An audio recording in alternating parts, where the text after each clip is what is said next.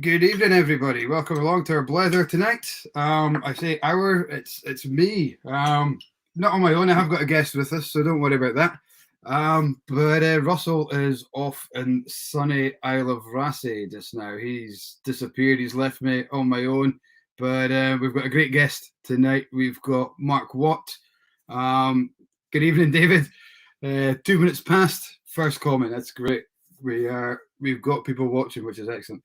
So yeah, we've got Mark Watt joining us from Watt Whisky. Most of you will probably know him through his time at Cadenheads, but those days are past, and we're now on to Watt Whisky, which is I've got my Watt Whisky Buds t-shirt on for the occasion. I know we say that we don't like the brand push during these Blethers, but what the hell, I've got the t-shirt on. So the eagle-eyed amongst you might notice a wee chili stain on that t-shirt as well. Unfortunately, I had to gobble down the tea before before I came upstairs to get live. So let us know what's in your glass tonight, and we'll bring Mark on. I think Mark's on a beer at the moment, but we'll find out what whiskey he's going to crack on into. Good evening, Vic. Nice to have you along. So Vic Cameron, the Whiskey Minister, watching, is our guest. And next week or 2 weeks' time, coming up soon with Jim from Outlaw Rum, which is an exciting new venture for Vic. Also, who's one of our guests at the upcoming Highland Whisky Academy, which we might do a Blether about actually soon, because I'm really excited about that. Okay, let's get Mark on and start the Blether. Mark, good evening. How are you? Not bad, yourself, then? Good. It's nice to get a broad Doric voice back on screen. Aye, it's great. Well, I was up north. I was up in Speyside last week, and it was great to actually be able to speak properly again. Always find the jaws hurt down here, having to pronounce everything for these West Coasters. So it's Do you find when you're doing the tastings, you must do a lot of tastings online, that you have to pronounce more refined? I suppose probably be doing tastings for 20 years. I do have to I have my posh voice, if that makes sense. But a couple of beers in and speaking to somebody from the northeast, it comes back again. When I first moved to Campbeltown, my wife Kate used to translate for her mum. They had no idea what I was saying. Yeah. So Kate's a Campbeltown. Yes, Kate's a Campbeltown native. Well, yeah. Our mum and dad were incomers, so our son's son might be a local, but it's she's born and bred in Campbeltown. Good stuff. We've got David Muir watching. He's a Campbeltown stalwart as well. I'm sure your paths have crossed at one point. Yes. He's saying good evening. I'm on the Campbeltown wee town. Callum's asking for subtitles for tonight. I think if you watch it on YouTube, I think you get subtitles. Yeah, so, we did something on YouTube a while back, and at the start of lockdown, and Kate having to edit my subtitles was hilarious. Yeah, there's some of the ones that come up. They're just brilliant. So I've never actually watched back on YouTube, but I really should, just to see what they think we're saying. But, if you struggle, anyone, just ask, and we'll enunciate a little bit better. Yeah, we can try. I've seen you having a wee squint at your collection behind you there. What did you go for? What's in your glass? Do you know, I went for something that's not one of mine, because what did I go for? I went for one that Zach. I camped in the office last night with the boy Zach, and we were playing drinking bingo. Well, drinking roulette. So he would pick a bottle and I had to drink it. That was fairly. And so he picked the milk and honey. Oh yeah. Got distillery at the distillery when I went there a couple of years ago. So yeah. I thought I'd kick off with that. Just something a bit different. Just a big fan of the milk and honey stuff. So is it good? Yeah, for only 3 years old, but obviously it's a wee bit warmer in Tel Aviv than it is in Scotland, so it matures a lot faster. And actually, it was the greatest distillery tour I've ever been on. I turned up at the distillery. I was doing a tasting for Cadenheads at the distillery that night, but I turned up at the distillery, walked into the still house, and Tomer, the master distiller, handed me a pint. and said, "Let's go for a tour." I was like, "Oh, this is just brilliant!" So I had a beer while we're walking around, opened some casks, and yeah, great setup they've got there, and a great bunch of guys. So. Yeah. I have to say, one of the best tours I've been on. We didn't get the casks samples, but in Knockdhu Distillery, me and my friends do a wee tour. The start of the year, kind of January 1st or 2nd, depending on how the weekend falls. And we just drive around with a bottle of 6 bottles of whiskey, say, we park in the distillery car park, and Claire, who's the business partner in the shop, she sits and talks to us about the whiskey, and we'll have a dram and all that. In Knockdhu car park, we got this chap in the window, and we thought, oh, here we go, we're going to get told to move on. But wound down the window. Oh, so what are you doing? He said, oh, we're just here to see the distillery and have a dram. He said, do you want to see inside? So he took the 5 of us in, and not a tour guide or not a corporate, just the boy on the shop floor gave us a great tour around. And unfortunately, he couldn't have given us a dram, but we had a bottle of it anyway, so we weren't too bothered about not getting a dram. But absolutely fantastic. I think that's the best kind of tours, when it's not run by a guide who's told what to say. You really get the passion of it.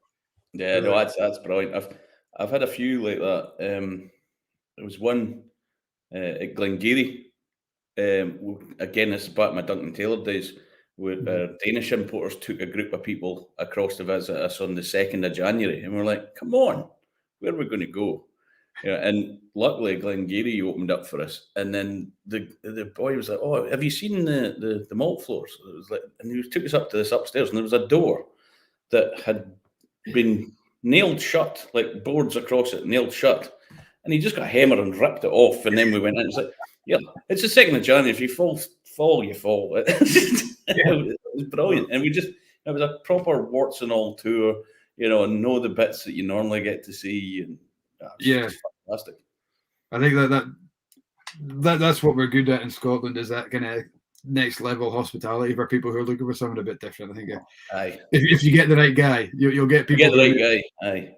I mean, at times it always messes me up when folks say Scots are mean, but I think a lot of the time we have almost brutal hospitality. It's like, you will have more drink. It is that kind of. Yeah. It's I've heard stories from Isla, as if you say to the guys at Ardbeg that the best tour you've ever had was at Lagavulin, and it's a challenge, and you wouldn't mind coming back from that. It'll be Oh no, that's a good. Well, that reminds me of when I worked at the Craig Hotel, and I was working at the Craig Hotel, and John Grant, owner of Glenfarclas, was sat in the corner, and with a couple of customers, and two American guys come in, just happened to be American, and they were like, "Oh, can you recommend a whiskey?" So I'm in this bar with 800 single malts in the bar, and I was like, "Okay, what sort of thing do you like?" It's like, sherry cask Speyside. I was like, brilliant. It's like, well, obviously this, and obviously Glenfarclas would be an amazing choice. And John Grant gave me a kind of nod. I was like, sweet, I've done well. And the guy went, no, we don't like Glenfarclas. It's shite. I was like, oh no! It's like, what did I do? In fairness, John came over and he bought them the 10, the 12, the 15, the 17, the 21, the 25, the 30, and gave them a dram of the 40-year-old. And after that, they loved Glenfarclas. So I think the problem, the model of that story is to just say Glenfarclas is shite in front of John Grant, and he might actually force feed you all of it. So that was just one of those ones like, let the floor open up, the owner of the distillery is sat behind you. And you're calling his stuff shite. Oh, brilliant. I remember the first time I met John was at the Mash Tun, and we were up having a good... it would be John's son, George, is now there. And he was at the bar. We were doing a whiskey tasting with Alan Finlay from Spey. And we'd had a whole day in a whiskey, and I was quite oiled and kind of not really taking in what Alan was saying. And this wee golden lab came up. And so I'm pretty obsessed with dogs. I love to go and speak to them. And I took photos of the dog and everything, sent it to the wife saying, oh, there's this dog, it's my friend and everything. Turned out it was George Grant's dog, and the boys at my table were speaking to George, and I'm under the table with the dog. Well, in fairness, there's a few folk ended up under the table when they've been out drinking with George, but Yeah. George is a good lad. Well, Kate You worked did- at Glenfarclas for 7-8 years. So Sorry? Kate, my wife, she worked at Glenfarclas for 7 or 8 years, so we got a lot of time for Glenfarclas and George. Yeah. Is there a distillery or an indie bottler that you haven't, between the two of you, you haven't had association with? Do you know when you put our history together, it sounds bad. It sounds like we've jumped around a lot, but we haven't really. It sounds bloody good, to be honest. It sounds like you've had a great time. But mostly what we've done, we've stuck at. We've not, been 6 months here, a year there, or whatever. And only the two real grown-up jobs, if that makes sense. Like proper long-term jobs. But, yeah. I was looking. I was doing a wee bit of research. So was Craigellachie your first job? Yes. You've never had whiskey, have you? What's that? You've never had a job that hasn't been in whiskey. Well, I used to go. I used to go to Dramoke and pick tatties when I was a kid, but other than that, every job I've had. Tatty picking holidays just now. They're screaming for tatty pickers. I know. It's quite funny. I got tatty holidays, and down here they're like, "What? You mean the October break?" I'm like, "No, it's a tatty holidays. That's why you get a fortnight." For anyone watching who don't know what the tatty holidays are, it's your October school holidays where everyone will go and pick potatoes when they're off school and earn a bit of money. So just in case we needed to translate that one. There'll be a hit on Google tonight for tatty holidays. Hashtag tatties, yeah. I've got the in front of it, it's well described, the Blether of a dram from the SMWS, who I know you had a stint with in your kind of earlier days as well. That's a 7-year-old. For 2.5 years behind the bar. Well, I say work, that was probably the easiest work I've ever done, but and that's saying something considering how little I work. But no, SMWS was a great time. Georgie Crawford was my boss for a while. At one point, the bar staff at the SMWS was me, Annabelle Meikle, and Arthur Motley. It was quite a team. Yeah, that's brilliant. It's almost a lot of good fun at the society. It used to be, I got myself on the tasting panel, and I don't know what the script is now, but it used to be you got accredited half a bottle of whiskey for every tasting panel you did. And I remember one week I sat on 4 panels, and I was a student at the time, and I walked in with 2 bottles of 20-year-old single malt. Like my student flat was just like full of green bottles. It was great. It was. I probably had more whiskey back then than I do now. That's outstanding. Yeah, and that's the thing when you work in. I mean, the room I've got here is covered in samples, and I feel bad because people send me. And I'm not saying to anyone out there who's watching, don't send me samples, because we always love to get a good in the post. But see, try to get around them all and taste them all and give people notes and things. You must have that yourself with cast samples or people. Yeah, I've got a room next door that's just full of samples, which is great. And I keep meaning to sort them out, and then you get distracted and you're like, oh, here's this one, here's that one. It's always nice to jump into your samples a while later and you're like, oh, I'd forgotten about that. Oh, I remember that. Yeah. And each one has a story, I suppose, when you're doing cask samples, because you remember the cask, or you remember when you bought it, or maybe didn't buy it.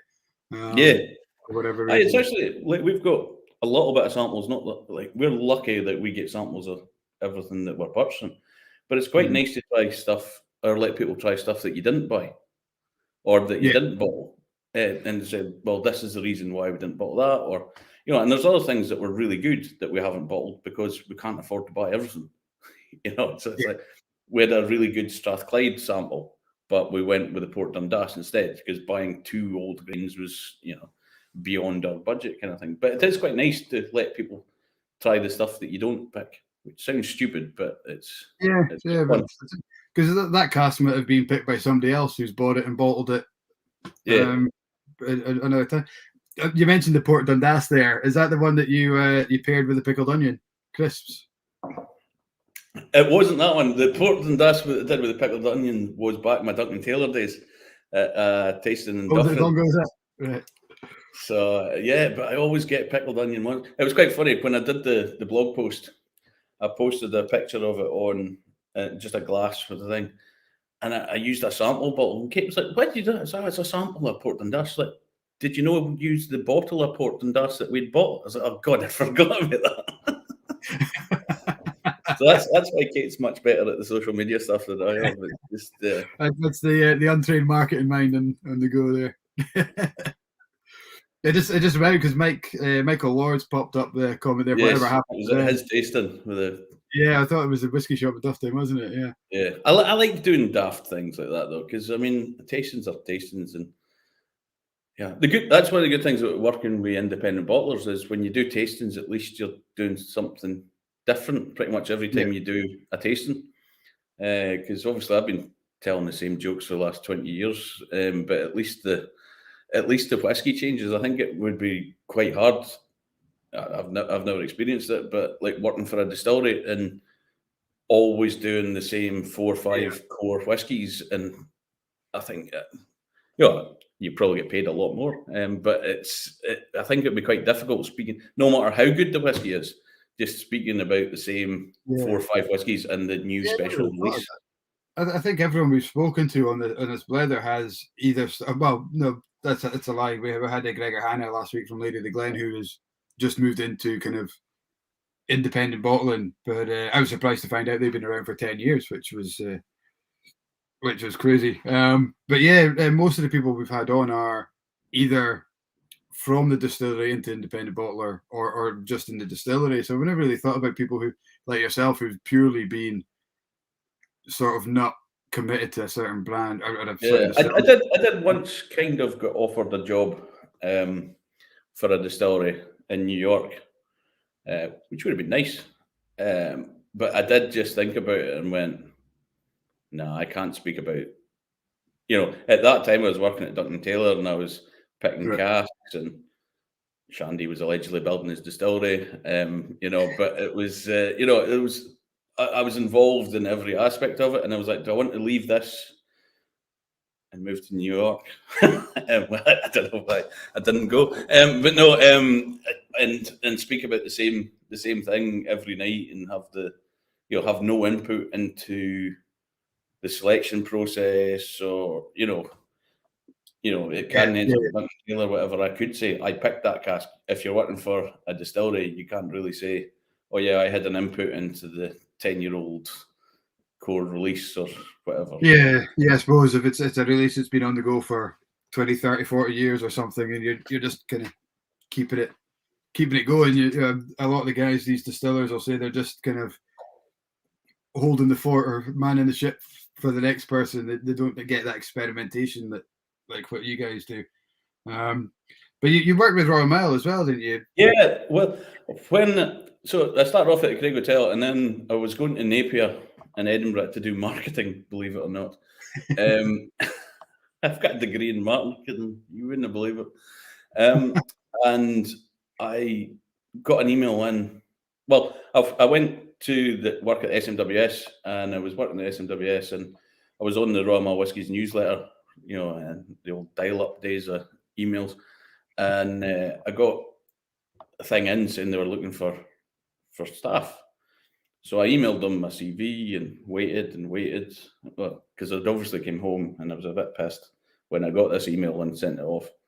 And I thought, with my working at SMWS, working at Craig Hotel, surely I would at least get an interview or a reply, and I got nothing. Yeah.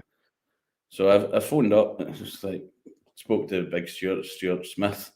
It's like, did you get my application? Why have you not replied? And I'm like, well, your phone number was 1 2 3 4 5 6 7 8 9 10.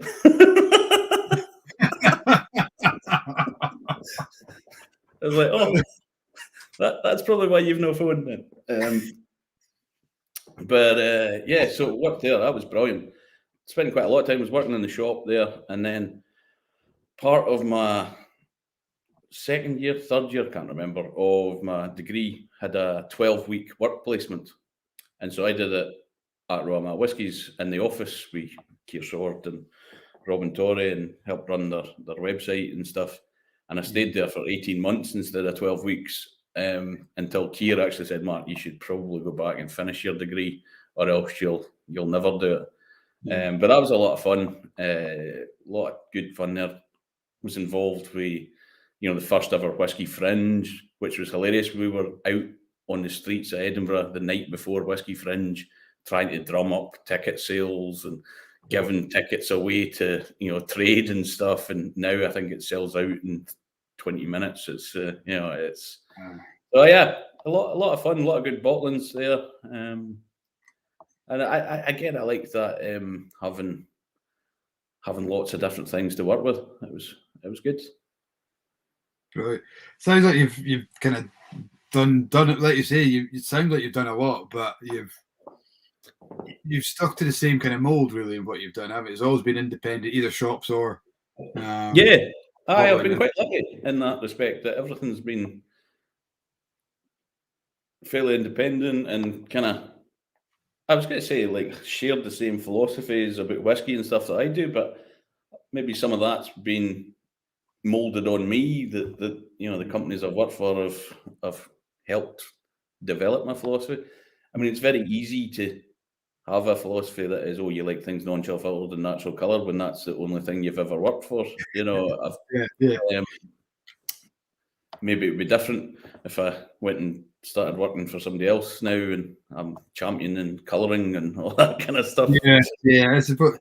I think you can tell these guys who they've got a great job with one of these companies. You can tell that they don't fully believe in that.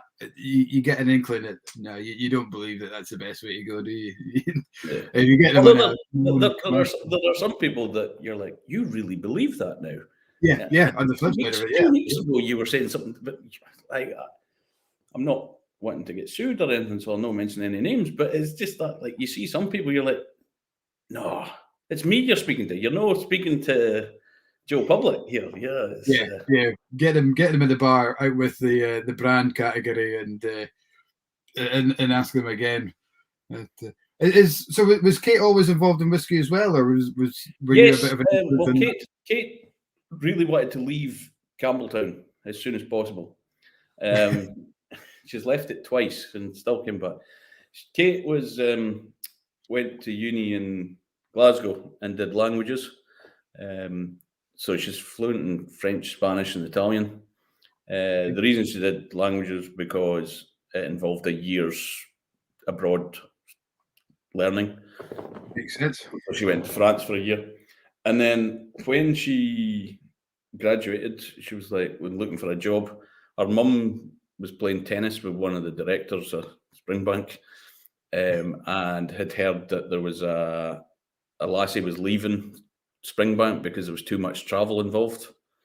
And Kate thought, I'll give that a try.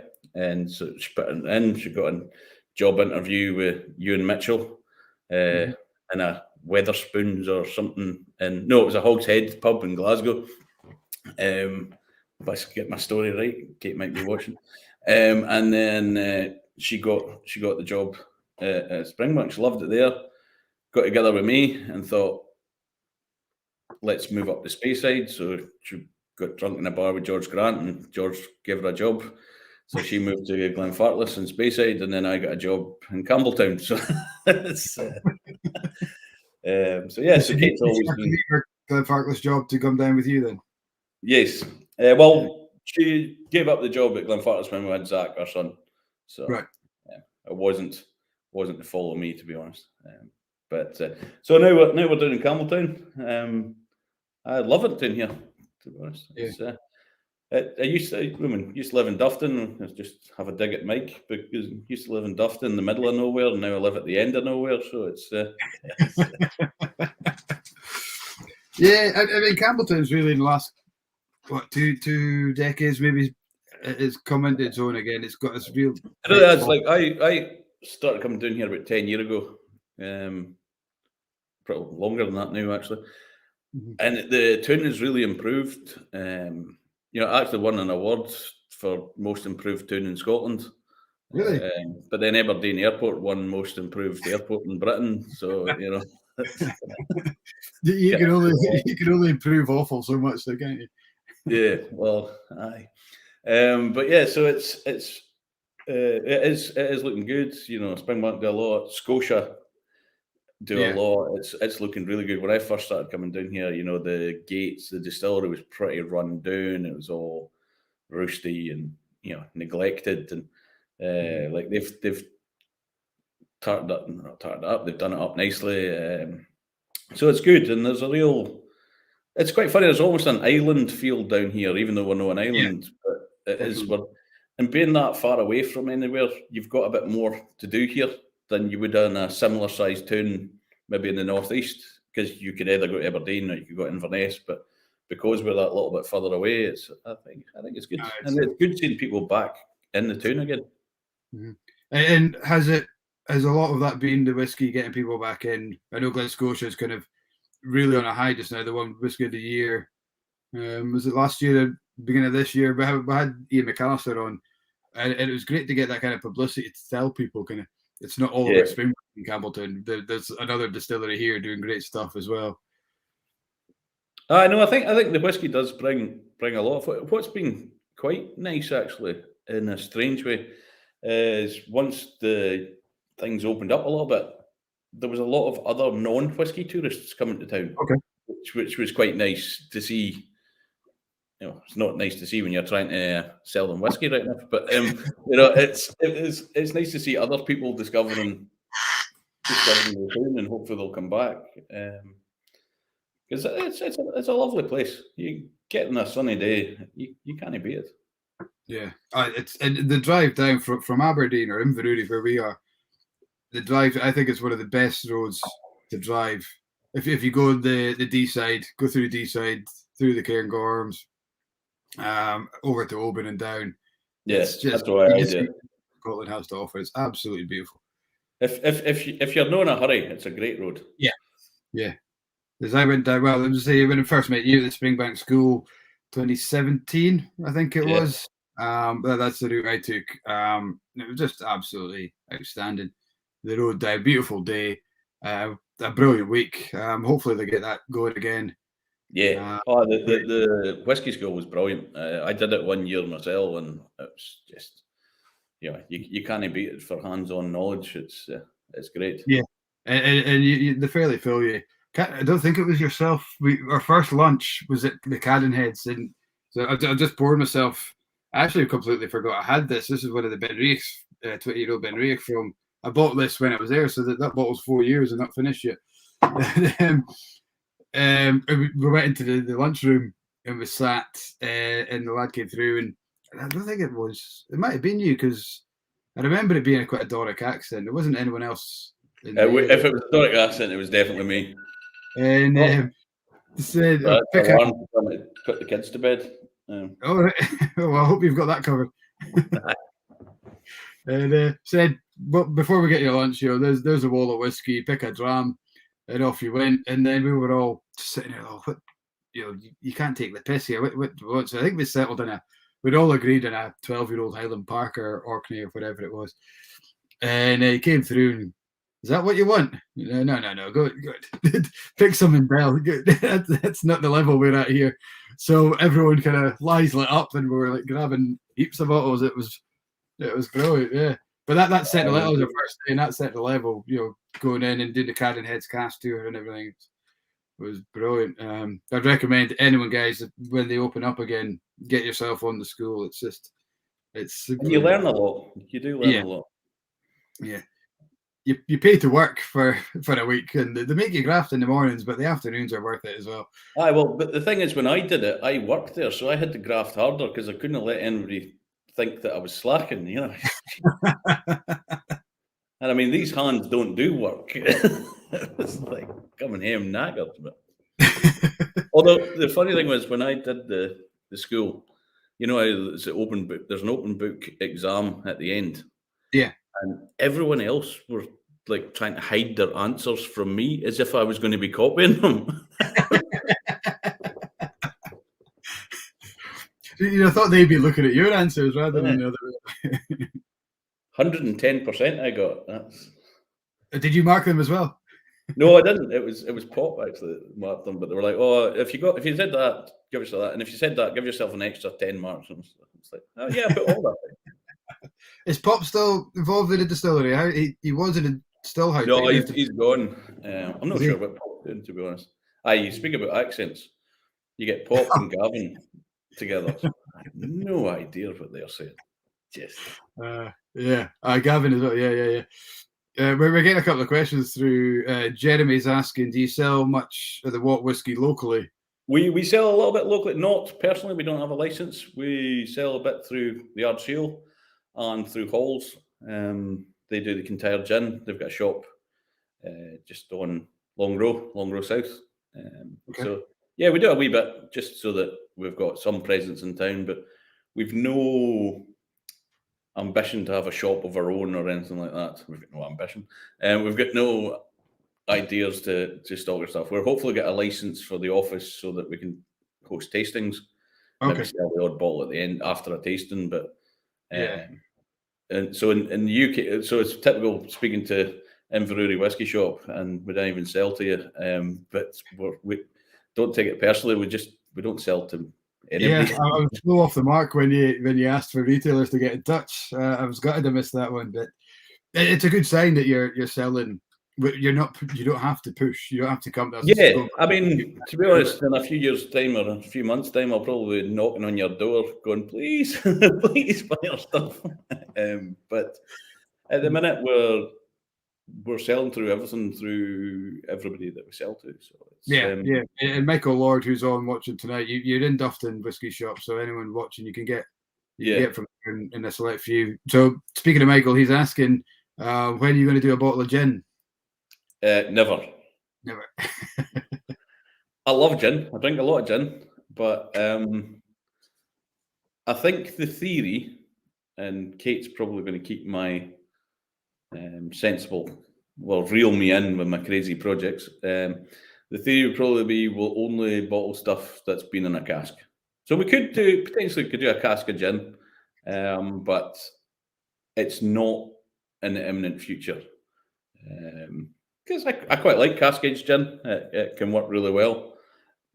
Bottled a few of them over the time, but it's not something that I fancy. I'll leave it to people that actually know about gin, rather than me that just drinks it. So. Yeah. But you have done rum. We've done rum. Yeah, we've done a few rums so far. We've done a couple of Four Square. We've done we started off with a Belize from Travellers, because we thought, what great way to start a rum collection. When you think of rum, where do you think of? You think of Belize.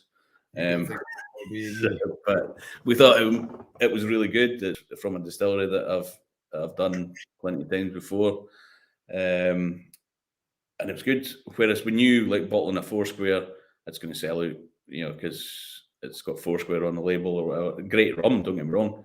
And we did the Jamaican, the Clarendon. It's proper funky. It's like the back where escorting a hot day in the 1980s, just plastic and just funk. And then we've got a cask of Venezuelan rum coming up as well. So we'll keep the rums coming as long as we can. Whiskey will always be the main thing. So it's only rum and whiskey we've done so far. Right. I'll definitely be staying away from the Sake Scott, but that's another story. I feel like there's a story there that you're not telling. Aye, that was a bad story, but I thought I was fired that night, that's for sure. Well, that morning. But yeah, maybe move into other brown spirits. So Cognac, Armagnac, Calvados. We've got plans to hopefully do some of them, but nothing imminent. To be honest, as long as it's good, it's in a cask and it's natural, so there's no added sugar or no added colouring or whatever, then we're up for. As long as it tastes good and the price is right. Because one of the problems, we've been offered stuff that's good, but no for the price that. For example, I've always been a huge fan of Campbeltown. It's been one of my favourite drams forever, back when I used to work for Scott. But I got offered a cask of Campbeltown that I would have I think it was 20-year-old, and it was all right. And it would have had to sell for maybe 400 quid a bottle. Yeah. And do you know what? It probably would have sold, but I would have I wouldn't have been happy. So, we could have made a quick buck today, but if you're not happy with it, it's getting that price point ratio right. We did go a bit higher recently. It's just an excuse so I can pour myself a dram.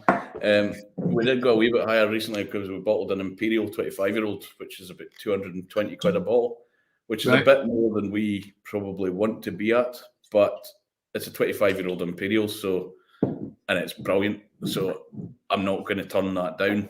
Why not? Delighted. Because I think I was reading an interview. I can't remember which one it was while I was kind of doing a bit of background research, and I thought you had a great. It was one of them. You said you take what's in the bottle seriously, but anything else you just want to have fun with. I think it was when you're talking about the pickled. It was maybe in the same blog as you're talking about. I might have been aye. But I think it's a great ethos to have is making whiskey fun, because everyone. I think you said, I fully agree with you. You say once the whiskey's in the glass, everyone's equal. It doesn't matter how much you paid for it. It doesn't matter how rare the whiskey is. If you're drinking it, then you're illegal. I think it's a great ethos to have it, as long as you're enjoying it. Yeah, and it's so far it's working. I'm sure next year I'll be coming out with crystal decanters and all sorts of stuff. That I don't believe in, but just to try and pay the wages. But at the minute, we're able to make a shilling by sticking with what we kind of believe in, and that's we could probably sell more whiskey, but you'd kind of sell your soul at the same time a wee bit, and that's not really what you're for. I mean, there's so many independent bottlers out there; it's brilliant, and we're no different from anybody else. So compared to when you worked with Duncan Taylor, which was what I'm guessing 15 years ago? Yeah, 2004, I think I started there. I mean, how have you noticed the changes of indie bottling since then? Yeah, there's a lot more now, and there's a lot more what used to be kind of classed as armchair bottlers, which is like what we are, that bottle things and not actually do anything. We don't have our own bottling, we don't have our warehouses, we don't have that. But yeah, I mean, you look back, the biggest change has been probably the pricing. It's just the selling price of casks. Price of casks has just went through the roof. I look back and thinking, we were bottling Bowmore 60s. I remember one day bottling 4 casks of Bowmore 66. And it was just like, you and Sean came through and went, will you stop bottling them? I was like, but they keep selling. And Campbeltown and things like that. But there was much, like old whiskey was much more affordable. You would have a 36-year-old Campbeltown and it would be maybe 125 quid a bottle, which is a lot of money for a bottle of stuff that's just going to get you drunk. But it's, rare whiskies, older whiskies were much more accessible to your average drinker than they are these days. I think it's more difficult to buy the stuff that you see an email about that you think, oh, I'd quite fancy trying that. You're probably not going to try it because it's too expensive. But by the time you've paid for it, it's no one will. But I think it has got that kind of anti-open kind of, it's going to sit on a shelf somewhere. And I do believe whiskey's not whiskey until it's in your glass. Otherwise, it's just an ornament. Otherwise, it's and I think we get so many people coming into the shop asking, should I invest? I had somebody in just the other day. I want to invest in whiskey. Should I buy a cask or should I buy bottles?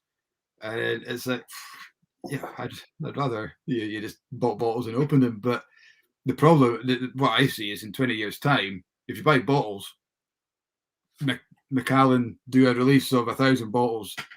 20 years' time, there's still going to be 1,000 bottles to sell because absolutely, it's almost like you've been at one of my tastings. it's a long time ago. It was about 5 years ago. Was it? But it is like there used to be legendary bottlings like Black Bowmores and Bunnahabhain acquaintance and things like that. Or a limited edition of 1,000 bottles would come out, and 800 would be drunk immediately.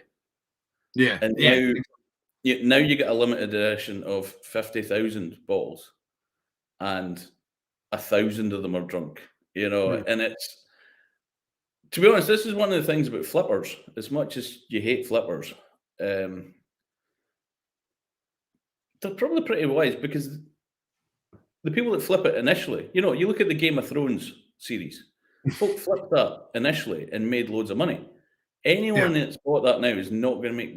Like, I saw an advert. It was on the social media that I think it was the Lagavulin was $19 in the States for a bottle. Yeah, they slashed it. They were like selling it at half price because they couldn't. Yeah, I mean, they were almost paying you to drink it.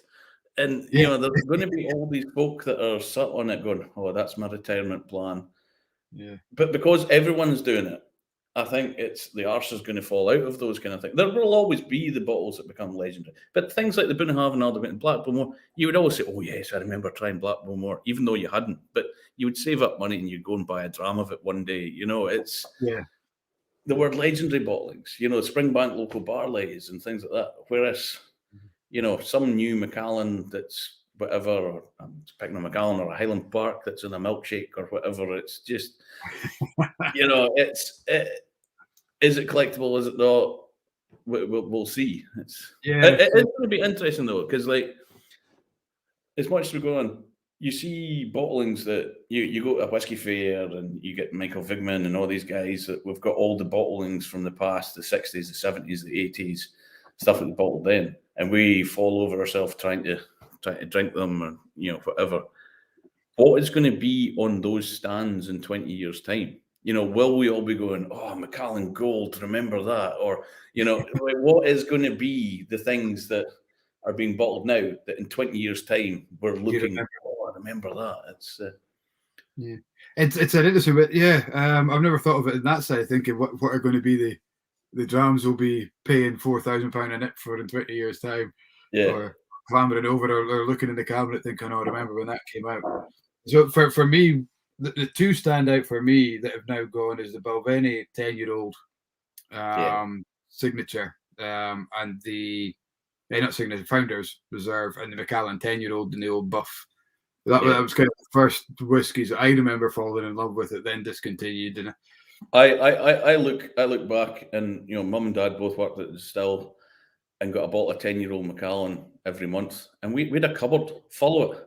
Like, if we still had that now, well, Mum would be living in a bigger house than she is now. Well, that's right, isn't it? Yeah, and you wonder, were they as good as you think they were, or were Macallan? Both of these are 25 quid supermarket whiskies, weren't they at the time? Yeah, and to be honest, I've tried quite a lot of the old bottlings, and I've tried them again lately, and I've tried them blind, and they've been cracking.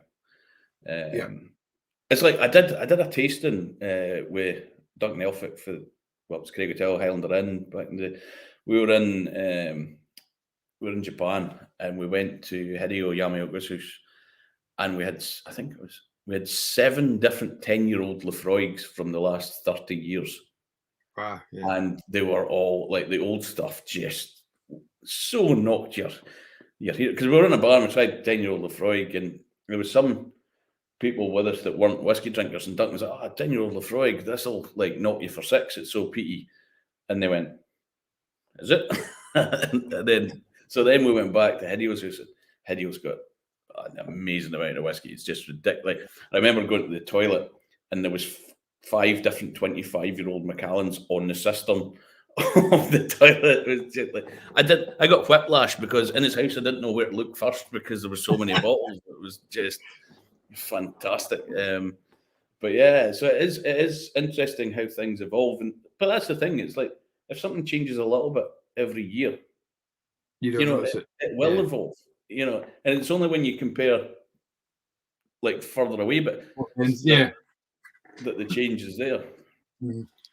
I went up to the new Macallan distillery and I wanted to hate it because they knocked the house I grew up in down to build their new distillery. So I can't actually say I grew up in a distillery. The distillery wasn't built. at the time. But I have to admit, like, for what it is, it's a big luxury brand. The architecture on it is fantastic. And having grown up there, you see, a lot of the lines and stuff draw your eye to the past and everything. I thought it was very well done. Yeah, and that's for me wanting to hate it. Yeah, I think it's tough to not like it. And we always kind of have a laugh and a joke about it not being a proper distillery and all that. And I think we've got the tours kind of up and running again, and people always want to go and see Macallan. And it's like, yeah, we'll take you up to Macallan, but I want to take you to Aberlour or Cragganmore. I want to take you to a distillery where you can get in the warehouse, Dunfarclas, these kind of places where you can see in the warehouse and you see the stills working and whatever, and you get kind of more of that craft side of things. Macallan is architecturally beautiful, engineering, it's outstanding, it looks stunning, the wall display and everything's brilliant. Yeah. Is it what people think of when they think a distillery? Probably not. We always would encourage them to go and see that kind of romantic historical side of it as well. We always take a wee spin past the old site because the stills are still in there as well. I don't know if they're alive, but we'll snip in past and let them see what it used to be. I remember once after I'd moved away from Macallan, I was wandering through the old stills and somebody came running out. "Excuse me, sir, can I help you? You can't just wander around here." I was like, "I live here." "All right, gee, man, when you go?" Brilliant. We've had Russell, so I'm not sure if I should ask Russell's question because he normally joins me in the Blether. He's maybe on holiday, but he's sitting on his arse watching, his feet up, probably drinking a Rassie.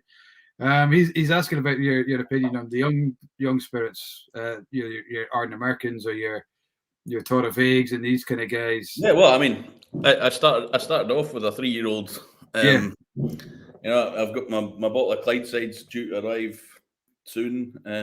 I think the young stuff is very good. The Arden American I tried the other day is fantastic, and I'm not just saying that because Connell's on, because it was shite I'd tell him. But it's Knockneen or however it's pronounced.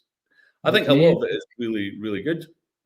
I think possibly a lot of this new spirits, I wish them all the best of luck, particularly the ones that will sell us casks. But how many in the pipeline? We'll see what we can do. But it's one of these things that I think a lot of them are possibly they're made to be good young, so they are good young. So it's going to be interesting to see how they are at 10, 15, 12-year-old, whatever. Well, or are they making stuff initially that will be good young, with STR casks and, smaller casks or whatever? Are they doing a different approach for stuff that they're laying down for longer term? Or will they be? Because if it's good to drink at 3, 4, 5 years old, why not drink it? Yeah. But will they? A lot of the guys. It's going to be. I always remember Ewan Mitchell. He's always got a man with lots of wise comments. Well, when I started the company, he said, "Mark, remembering sell more than you drink. That will help your company." So that's good. But I always remember Ewan Mitchell saying when Aaron turned 10 years old, that was when it became more difficult.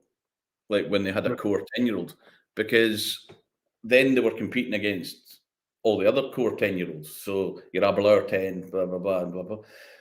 So, and I think it's a difficult field to be in at the minute, starting a new distillery, because it's not that exciting anymore. I mean, it is, don't get me wrong, but there's so many new distilleries that it's difficult to be a standing out one. I mean, okay, you get that over that inaugural release. You get the hype of the inaugural. And if you go to a whiskey show now, there could be 10, 15 stands there with 3-year-old whiskey, and they could all be good. But are you going to buy a bottle of each of them? I don't know. So it'll be interesting to see how they come on. But I think a lot of them are making really, really good stuff. So. Well, we've got Connell on as a guest in a couple of weeks, so we'll maybe ask him the question about his casks there. So So One of the things, like Connell has said we're on Tinker Cast Nation podcast, and one of the things I really like about what they're doing is they are working with independent bottlers to give them some casks. I know they've done stuff with North Star and a few others or whatever, and I think that's really good because it is really quite hypocritical to be an independent bottler, build a distillery, and then no sell to anyone. Yeah. So so big up to Ardnamurchan for that. I always said, not that they would ever employ me, but I always said, if I had to work for people, Adelphi would be one of those ones that you would like to work for. They do good stuff. So when they were building a distillery, it's going to be good. I have to admit, when I tried the Ardnamurchan, I was like, well, it's good, but I knew it was going to be good, if that makes sense. So it wasn't a disappointment. I don't mean that at all, but it was like it hit the expectation of where I expected it to be. Whereas maybe some of the others, I'll not mention names, I've tried and been pleasantly surprised because I hadn't necessarily thought it would be as good, if that makes sense. Yeah. I suppose as well, there's a lot of the guys who are relying on having a great young spirit and putting that effort in pre-maturation, whether it's fermentation or the yeast or the malt, whatever they're doing, so that when they have in great casks, obviously, so they can put out confidently. And then you've got the other guys who are maybe making gin to make money and just kind of treading water for the whiskey and saying, we'll sell gin until the whiskey's ready. And I think these are the kind of guys who are coming out. There was one not too long ago, and you never hear of the whiskey now. So I don't think they spent so much time on the whiskey. They just thought they'd release the whiskey, it would be great, and they'd sell. Release the first batch of whiskey, and everyone's like, no, that's no good.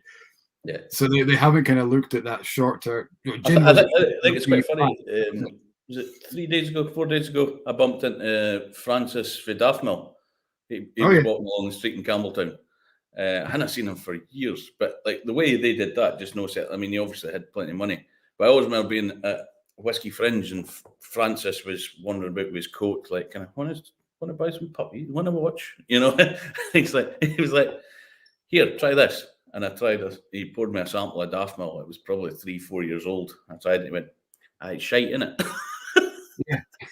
And I was like, this is brilliant, because it had been in some wee cask and it was overcooked and it was like, but to have the confidence to just go, here, try my whiskey, it's shite. It's just like brilliant.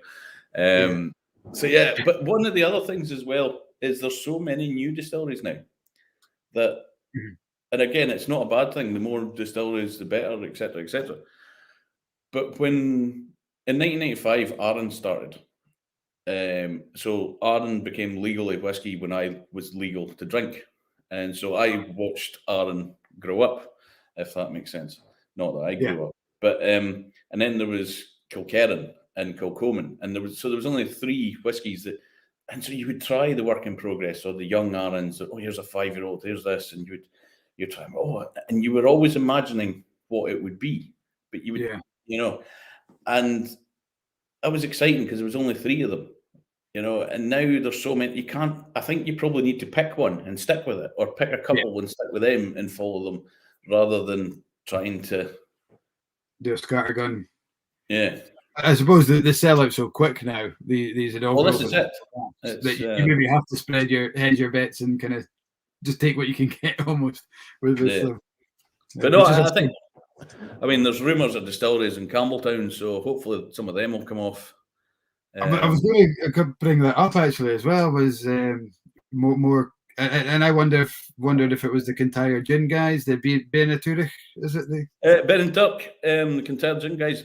From what I know of what I've heard, they are not bothering. They have, Neil, the owner, got drunk and put the plans on social media and then kind of regretted it. But I think they're pulling back from doing a distillery because technically, where they would be building it is 2 miles outside the Campbeltown region, so there wouldn't be a Campbeltown malt anyway. But they're currently doing fermenting apples to distill some. I was going to say apple brandy, but not obviously Calvados. So they're always doing crazy stuff up there. So But no, they had done it. There's a few in the pipelines. I'll no reveal anything that I'm not allowed to. Not that I would know anything more than anyone else, but I just think it's surprising that it's taken this long for people to come to Campbeltown. I mean, Isla's going to sink on distilleries fairly soon, but Yeah. it's be nice to have. It'd be nice to have another reason to come to Campbeltown. Yeah. So you've got so many people visit Isla, and you get off the ferry, you're only another 25, 40 minutes down the road. It's 30, 31, 32 miles, something like that. Because it always amazes me the amount of people that don't come to Campbeltown. Like, oh, it's too far. It was like, you've came from Tokyo and you've travelled all the way to Kennaicraig, and that last 30 mile, nah, too far. Too far. They're done in by that point, yeah. But those would be the kind of guys that would fly over to Isla anyway, probably. Yeah. Yeah. Well, I've just opened the Orkney from your first batch. Yeah, the Whisky Buds. Have a wee nose of that. 16-year-old. This is one of the first releases. That was the first release. That was the first cask that we ever did. This is where you tell me this is going for like 600 quid on auction now. No, to be honest, the great thing is quite a few people have tried to sell their stuff at auction and none of them have made a profit. So I'm quite happy with that. I was going to say that must be in a kind of backhanded compliment kind of way, make you think, get it up you. Yes. But on the other hand, it would be nice if it sold for more because we've got some of it left so we could sell it. But no, the crowdfunder was brilliant because we started the company. Well, it was November 2019. I needed to find a job, and it was like, what would I? I wanted to stay in the whisky industry. I wanted to stay in Campbeltown, and then Les Glen Scotia was to give me a job. And in fairness, their sales team are no based here. Chances were fairly slim. Had a few offers of jobs working elsewhere, and I thought. And then Kate and I kind of thought about it and went, well, let's start out on our own. And then we did the crowdfunder at the start of lockdown. And we're thinking, is this a wise thing to do? And we didn't own any casks at that time, but we sold it that we would sell you the first bottling we'd ever done, and for guys like yourself and everybody else to take a punt on what we were going to bottle, not knowing what it was when we didn't even own the cask, was quite something. And we set it up, and I remember we had a couple of our mates that we knew were going to buy some. We're like, could you go on and buy some so it looks like some are selling? And I think it was 3 days and 250 bottles just flew out the door. We capped it at 250 because we thought we'll find a cask that's got 250 bottles in it. We probably could have done it, but if we're honest, but it's nice just keeping it small. But that crowdfunder really helped us a lot. It gave us confidence that we might be all right. We might not be daft. But it also allowed us a wee bit more cash so that we could start with 5 casks rather than just starting with 1 at a time. And it did make a big difference to us. So we thank you for your cash. I had to double check the ABV on that 59.1. When I tasted it, it's so creamy and so smooth that I thought there's no way that is that high. Seth, lovely sweet dram. We were quite pleased. We could have done something younger or something that didn't cost us as much money, so to speak, as the crowdfunder. But we wanted to do a 16-year-old from a non-disclosed, non-SCAPA distillery. Then it was kind of, you're getting a reasonable return on your money that you put in. Yeah. And I thought, it's testament that you had the noose to kind of thank your guys who's put this money in, and you didn't think let's give them a 10-year-old whatever that anyone can get their hands on kind of thing. you made that conscious decision to, these guys have put their faith in us, so we've given them someone a bit worthy of the name kind of thing. And I think with the name you've got from, we haven't really spoken much about the Cadenheads, and that's where sorry. I had some great times at Cadenheads. Yeah. But I suppose that's where most people will know you from. You build up a great reputation. Cadenheads has a great reputation for great cast, so you had that backing that people had their faith in you. To be honest, it was fairly easy. You've got warehouses full of great whiskey, and you bottle it. It's not exactly hard to make things work at Cadenheads. It's no offense, Cameron, who's now doing it, but it's yeah. I mean, let's say people know you from there, and they thought you're going on your own. It's a no-brainer to support it. There's going to be good whiskey. You're not going to bottle stuff that's shite. I think that's good to hear, but there was I put a lot of pressure on ourselves as well, or I overthink things all the time. That having worked for Duncan Taylor and Cadenheads, and bottled some phenomenal whiskies, there is the worry that obviously little old Walt whiskey, we can't compete with that sort of stuff. We're not going to have Banff 76s or Cappadonic 72s or Bowmore 66s or Ardbegs or not yet Springbanks or whatever. So there was that kind of will people expect too much because they're used to me bottling these things? Yeah. And thankfully we've been doing all right. Is there anything? Did you manage to get any crossover with Springbank? Is there anything in the pipeline from them? I've been offered plenty casks of Springbank, but I quite like my kidneys. It's just the prices have just I've been offered Springbank, I've been offered Macallan, I've been offered Ardbegs, I've been offered 50-year-old Glenlivet, I've been all sorts of stuff, but just you can't even look at it from a price point of view, because was it Ardbeg that you mentioned again? One of the interviews I'm just kind of getting a memory from that. You were trying to get a cask of a Speyside, a very famous Speyside whiskey, and they said you can get it, but you need to buy some Ardbeg as well. They were trying to throw Ardbeg. No, that's a story going back to the brokers. It used to be, because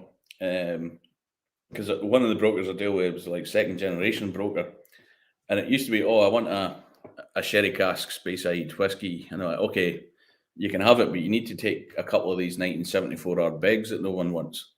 And how times change, but it's always them. Yourself when you at your shop, you'll have something that's been sat on the shelf for ages and no selling. And as soon as it sells, everybody wants it. You're like, but I suppose it's one of those things. How do you get people to like your distillery? Close it. Very true. Port Ellen, it's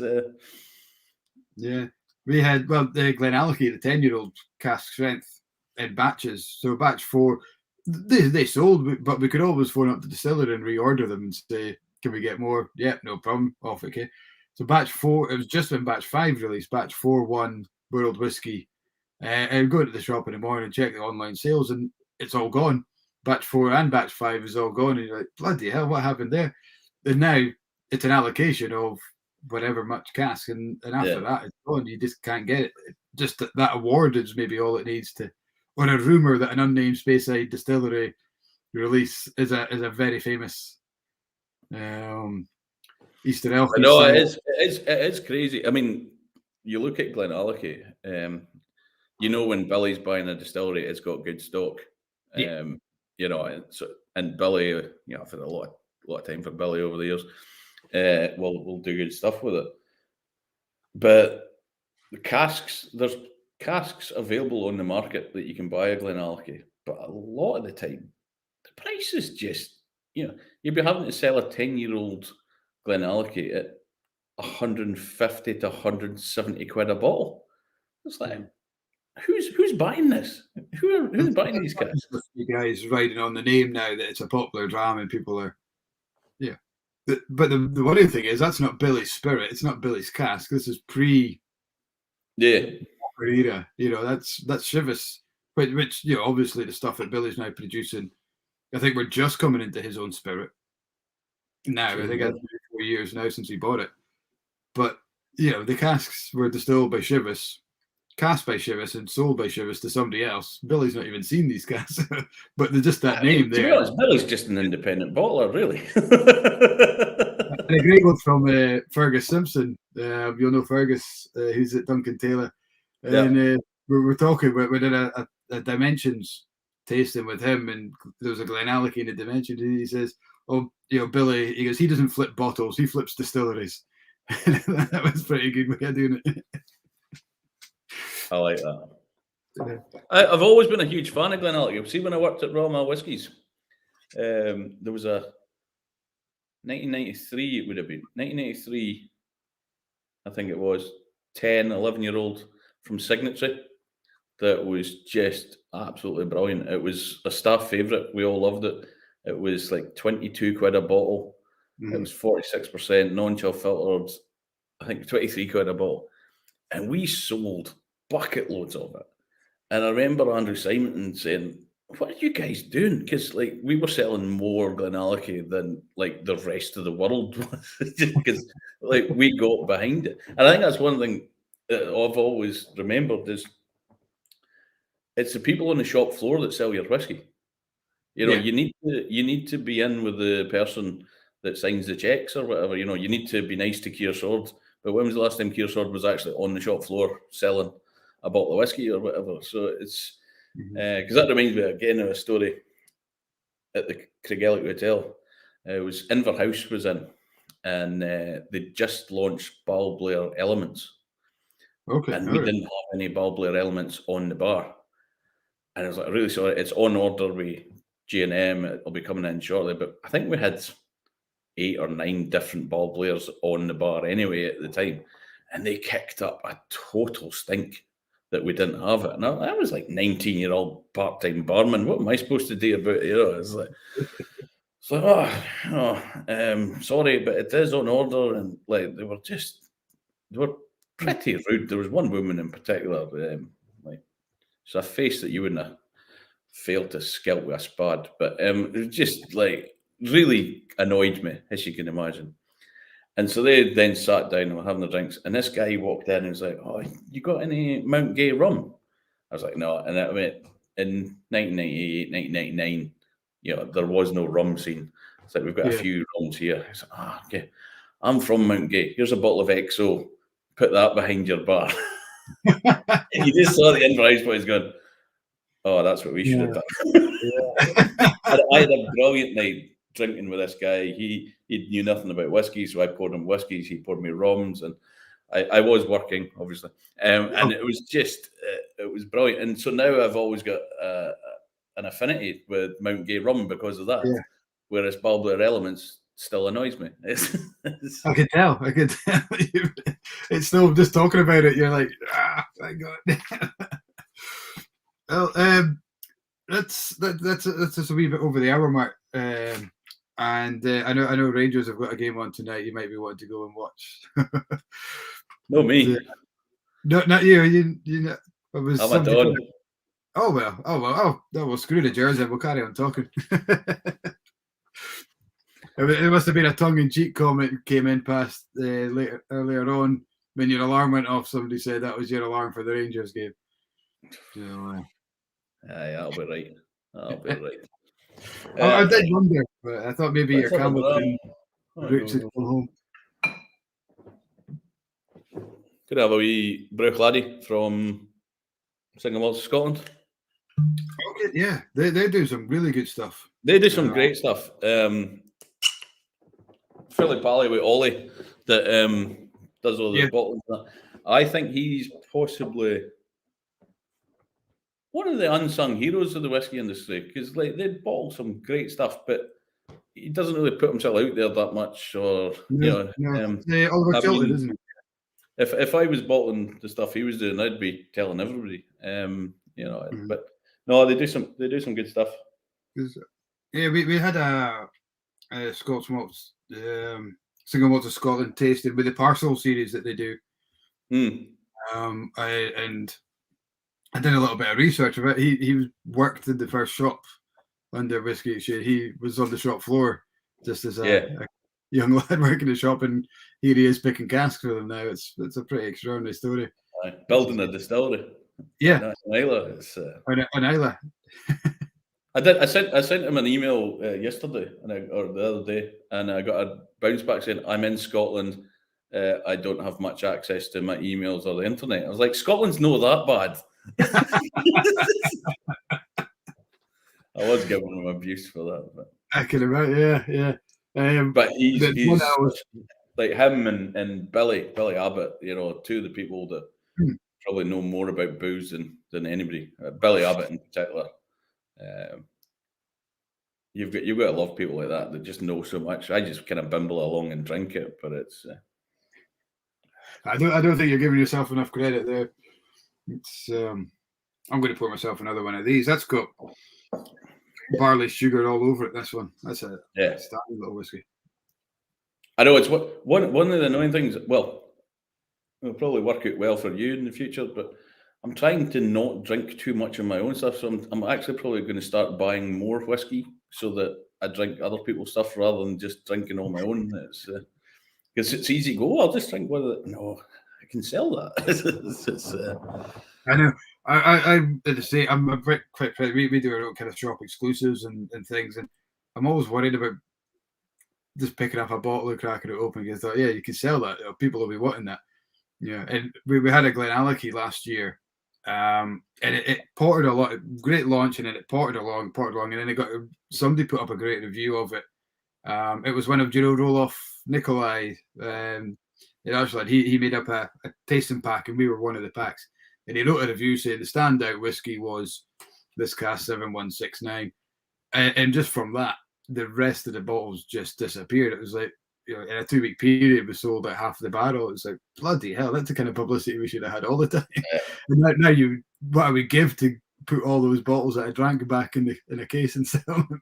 But it is that thing. Like we keep 2 bottles of everything that we bottle for the archives. One that we will keep indefinitely, probably, unless things go really tits up and we're having to put them to auction, and then another one of everything to drink in the future, so that if we reach 5-10 years time, we can pull out a bottle from a couple of years ago and taste it. So because that's what Gregor was saying last week, or Lady de Glen, is that's a legal requirement now that you have to keep one. It is. I think you've got, it's either 3 or 5 years. I can't mind how long you've got to keep a sample.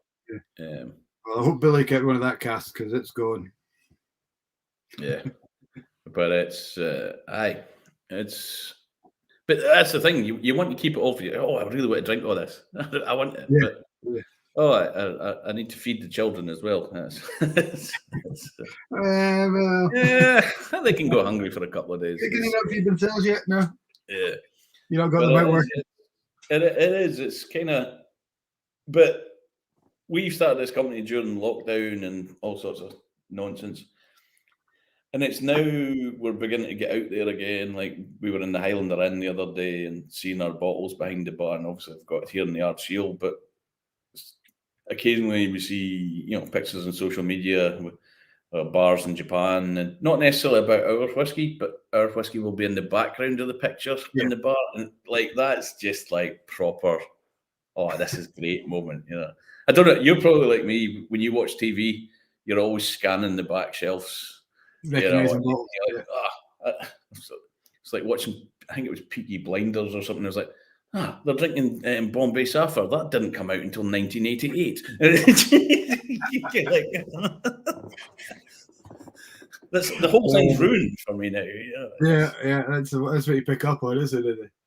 Yeah, it's like that Glenfiddich wasn't available then. I don't think I would go that. My geekery knowledge doesn't go that far. Yeah, but you just always drawn to the top shelf. Yeah, you see these things. I was laughing at Ali Milton's just put a comment on. We were talking about when we were talking about the rums.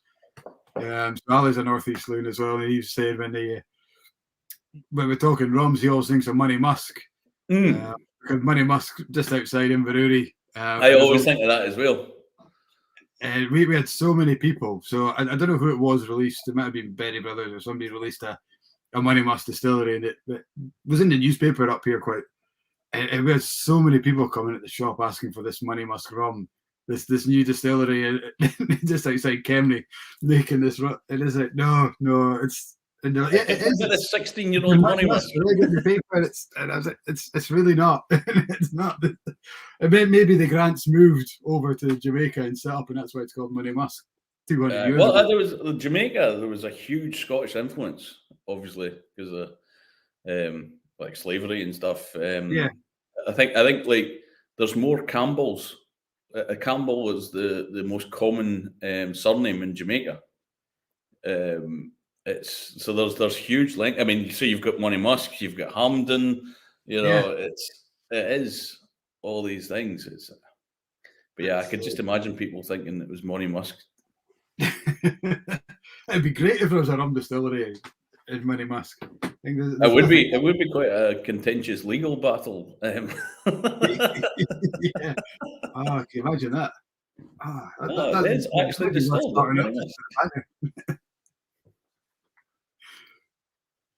That's brilliant. I'm enjoying this actually, and I'm not just saying that. Genuinely, this is the first. I love the indie bottling range and all that.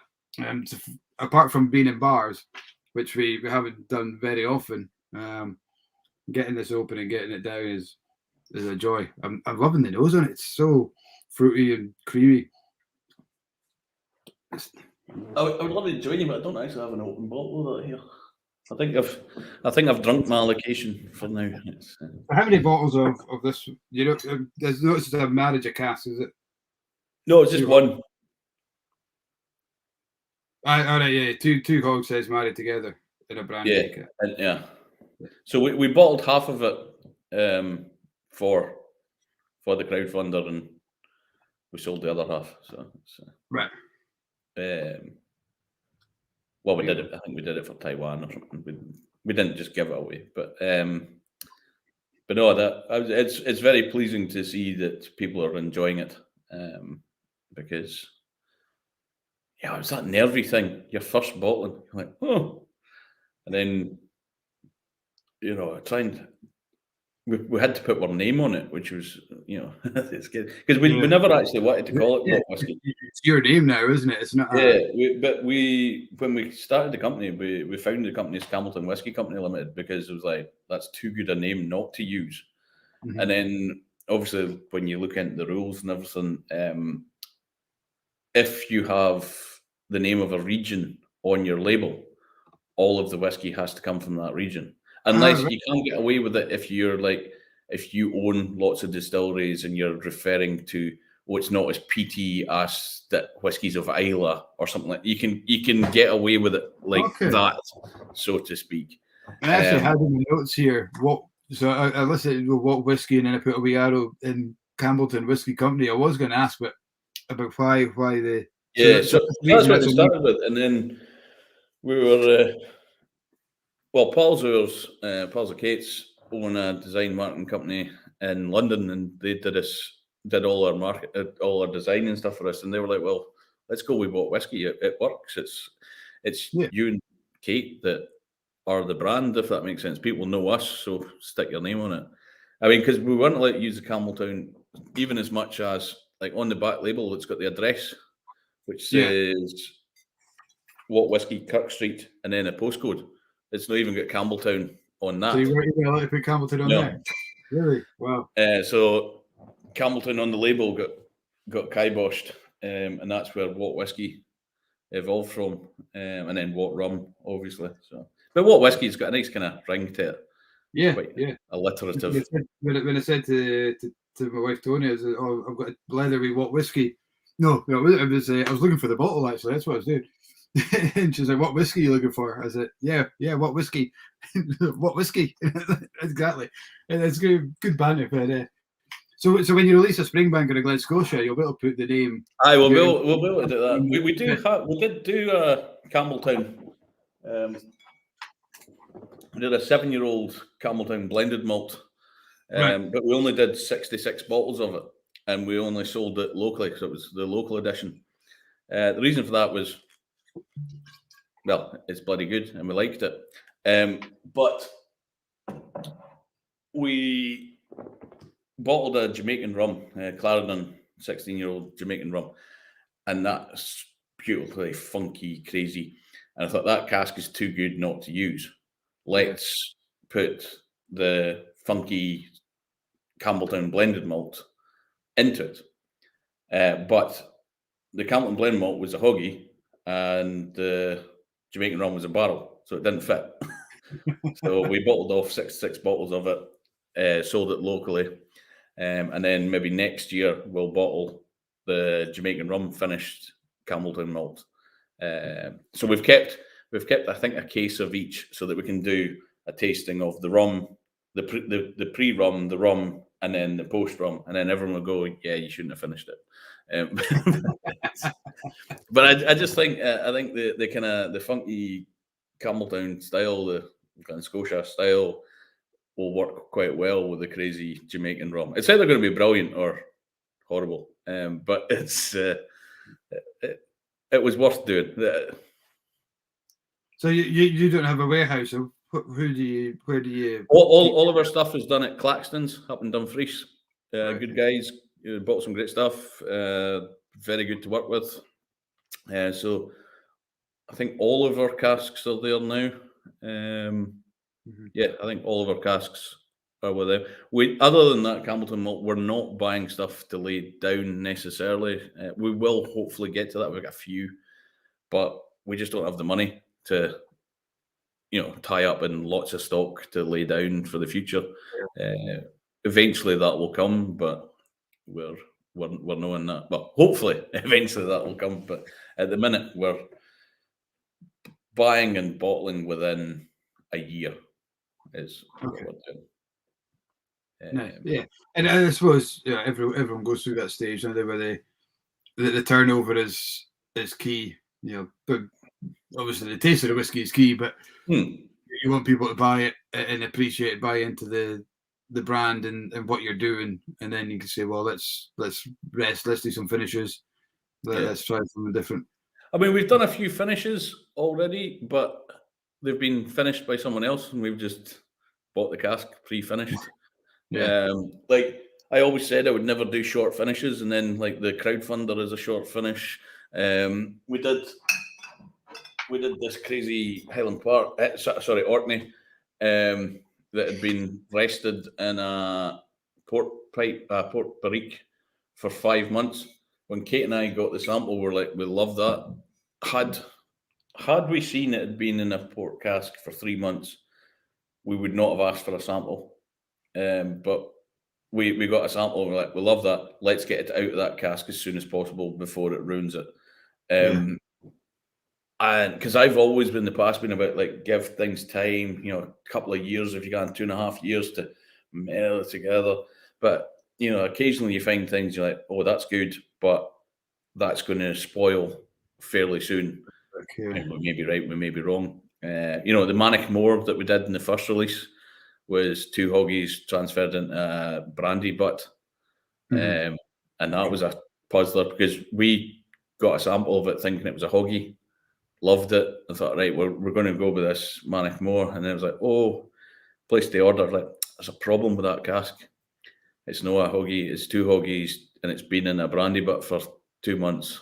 You're like, what do we do? Who bottles a Manic Moor anyway? Who bottles a Manic Moor for their first release? Who bottles 680 bottles of Manic Moor for their first release? Like, are we going to go with this? And we went, let's go with it. And thankfully, it went really well. And annoyingly, I've got none left. I think Mike's got 1 bottle left, and I nearly bought it back off of him the other day. And you're like, no, that's not crazy, though, isn't it? The ones that you kind of hum and and you think, oh, is it a risk? And then bang, it's worth it. And then there's other things that you think that's a no-brainer, and it sits away. Yeah, I love Manic Moor. I think Manic Moor is such a good spirit that it works really. If anyone is watching who was at we did a Mossburn tasting, and when they released the Torrevieja Galt Glen, and there's a Mossburn do a Manic Moor, and it was just absolutely stunning. Such a good Do dram. you know, I tried that the other day. Why did I try that? I can't remember. I must have been on a tasting. But I remember trying the Manic Moor, and I was thinking, oh, that's really good. It's a lovely dram, and it got this Oh, conversation. it was at the Whisky Fest. That's where I tried it. Yeah. Yeah, and it just got this conversation going about Manic Moor. It's not one you see very often. It's either really old, or it's in a finish, and it's such a kind of fruity, floral, delicate dram. I don't think it needs anything more than a bourbon cask.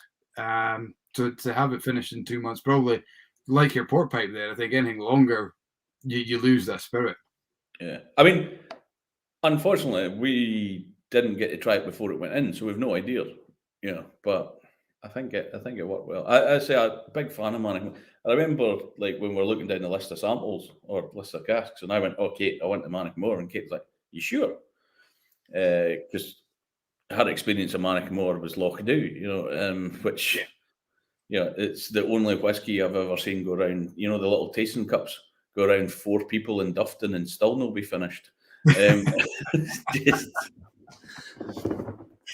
so it's yeah, but I'm a big fan. But I've always liked things like Manic Moor and Glenallichys and Balmenics, and you know the stuff. Even when I work for companies that have the big name stuff, the Ardbegs, the Springbanks, the Macallans, etc. I've always been a champion of the Glenlossies or the, you know, the underdogs, and thankfully that's all the stuff that we can afford now. So it's worked out well that I've been singing that tune for the last 20 years. It's and I do. I always like. I mean, I love Dal Ewan as an indie bottler. Oh, great. And Thrusk as well. And these are guys that you don't often get the chance to try unless it's an indie, and it's quite often single cast. So it's great that you can get your hands and release these kind of guys. I'm just going to add on the labels. I'm just looking at the picture underneath this. You've got the orange, the red, the purple. Is that indicative of the cask, or is that like also? No, it's completely nonsense. Right. Because I have a thing called synesthesia, which means I smell in colours. So when I'm concentrating, if I smell, I get a flash colour in my brain. And so basically the colour that is on the bottom strip is the colour that I smell when I smell the whiskey. So that's where that came from. It was quite good because I've always had it, and Kate always thought I was just being pretentious. Yeah, look at me, I smell red, etc. But it's what it is. And we knew we wanted colour on our labels. We wanted different colours. Yeah. And we didn't want to go down the region route because, well, everybody does that, and regions are pretty old hat these days. I mean, they're good as an introduction to whiskey, but they're pretty nonsense. And then what happens is, well, your Isla stuff sells out anyway. We're not going to get any Campbeltown, or very little. And if we did, it would sell out. You know, there's very little lowland. So then you're just left with Speyside and Highland. And because most distilleries are in God country and Speyside, you know, your shelf is just coloured the Speyside colour. Yeah. So this was a way of getting colour into it. So yeah, it is. It's quite fun. I've always had it, but I started knowing it down now, and I'm trying to find if there's any particular trigger, but I've not found anything yet. Like when we first started taking notes, we did a Kalila and it was purple, and I thought, oh, let's go and try some other Kalila, but they weren't purple, so it wasn't like smoke is purple or whatever. So eventually they'll find it. But the good thing is no one can tell me I'm wrong. They can tell me my tasting notes are a load of rubbish, but no one can get inside my head and see the colour that I've seen. Yeah, I smell blue or whatever. Yeah. So when we started the company, like I remember saying to Kate, I want just a bottle and one label. I don't want anything else. And then like we've got the boxes and stuff because like I think our customers said to us that you'll sell 30% more if you put it in a carton rather than a naked bottle. And you know, we need to make money. And I was like, okay, so we've now got 5 labels. So that it's not just a complete nonsense of me sitting with a Pantone reference book every time I smell something. We've got 9 different taste bud cuts. So the logo is a taste bud. It's a cross section of a taste bud. Yeah. Yeah. So you've got 9 different colours, and there's 3 different colours in each one. So from going from wanting one label, we've now got an option of 27 different labels for each release. So it's it's quite fun, and it's a bit different. And again, the taste note was the London guys that came up with the taste bud. Because when we were speaking to them, we're like, well, that's all about taste, it's all about taste. And we don't have anything. We don't have a distillery, we don't have a warehouse, we don't have a pagoda, we don't have stills to put on a logo or anything like that. And I know there's not that many of them these days, but there are some independent bottlers that kind of play at being, well, I don't mean play, but they pretend that they've got a bottling hall, or they pretend that they've got, there's photos of it. Oh, look at me in the warehouse. And you're like, yeah, you can see the tour guide in the background, mate. We didn't want to, one of the things we want to be is as open and as transparent as we can be. So we didn't want to go down the route of maybe making people think that we've got a distillery or we've got a warehouse and things like that. So the taste bud fitted in really well to and it's transferable. We can use it on rum, we can use it on cognac, we can use it on gin. When we bottle that gin, it's But Jeremy's asking what colour you get when you smell gin. Depends on the gin. It's they're all different, and depends how much of it I've had. But no, the taste of colour thing actually worked quite well, because again, Kate thought I was being daft, as she often does. And we did the first releases, and I picked the colours, and I wrote it down on a bit of paper, and then we obviously went and got drunk, and I lost a bit of paper, and so I had to do it again. And then we found the original bit of paper, and I'd actually picked the same colours. The second time around, so that's when she was like, "Oh, there might actually be something in that." So, but it's quite fun. It's something a bit different. I'm looking forward to in years to come when we've got lots of bottlings that we can maybe do. Let's do a dark blue tasting, or I was going to say we could do a green label tasting, but Johnny Walker might be against that. But we can and see if there is anything going. See if there's a consistency in there. Yeah, I've just got to know some gin just to see. Oh, that one's pink.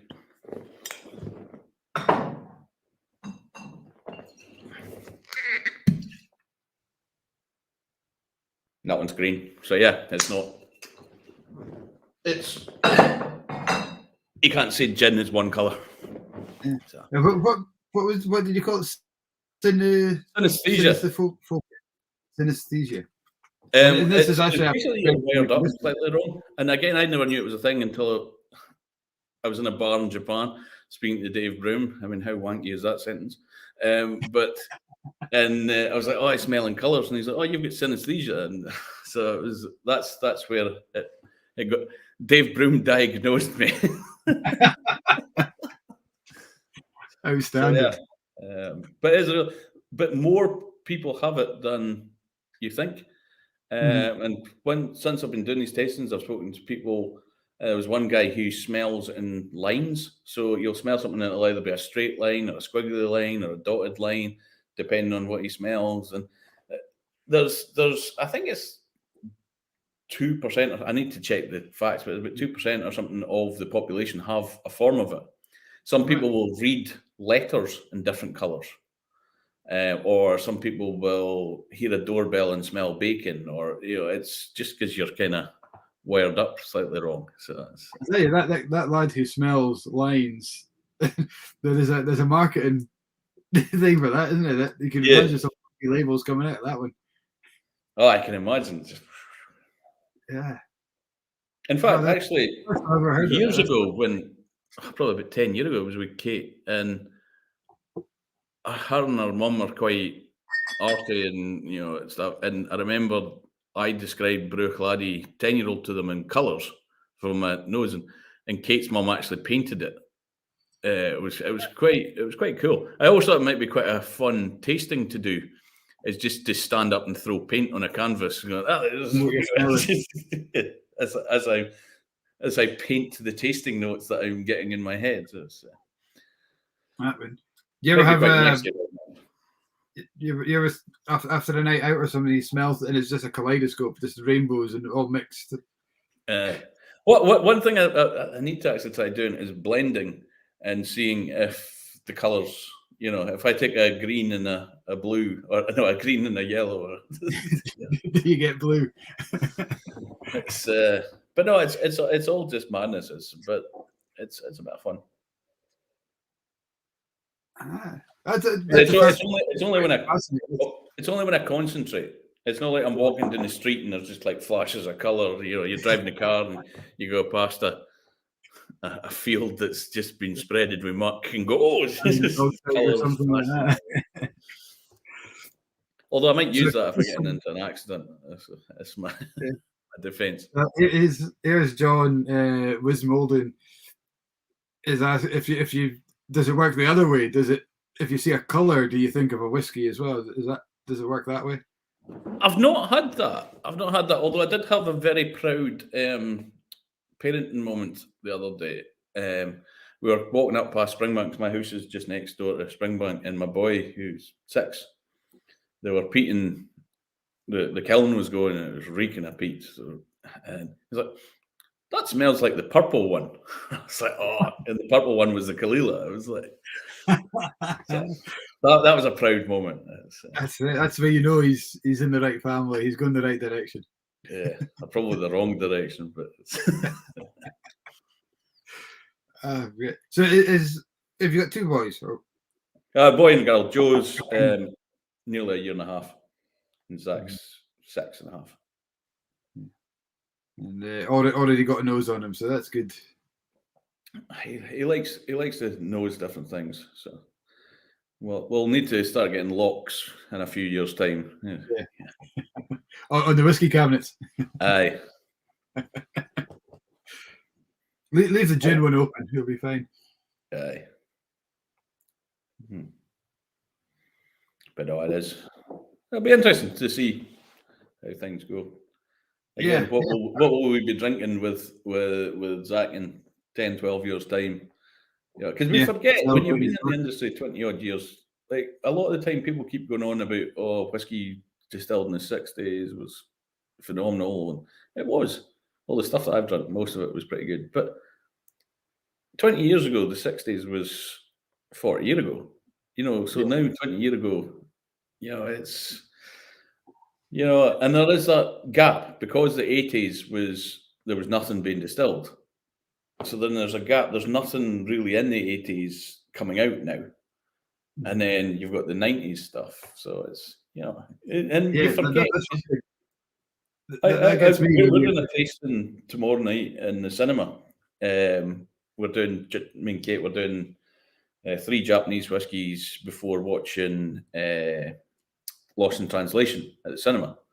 Oh, yeah. And I was like, "Oh, when did that come out?" And she was like, "Oh, 2003. I was like, "Oh, 8 years ago." I was like, "Oh, no. 18 years ago." It happens so often with whiskey. You're like, "Oh, a Bowmore 2000. Oh, that's going to be really... Oh, no, that's not young." It's, It was, so tomorrow we've got a tasting with Scott Adamson, Tomatin. We're doing a deconstruction of the decades too. And Scott was kind of speaking, we've got whiskey from kind of 50 years ago. I think that's going to be amazing, is it? And then we were bottling it for the tasting packs, and I read the label 77. And I was half tempted to text Scott and say, "Where's the 50-year-old? This one's..." And then actually, that is... that's 50 years ago. It's like, Jesus. It's like, oh my God.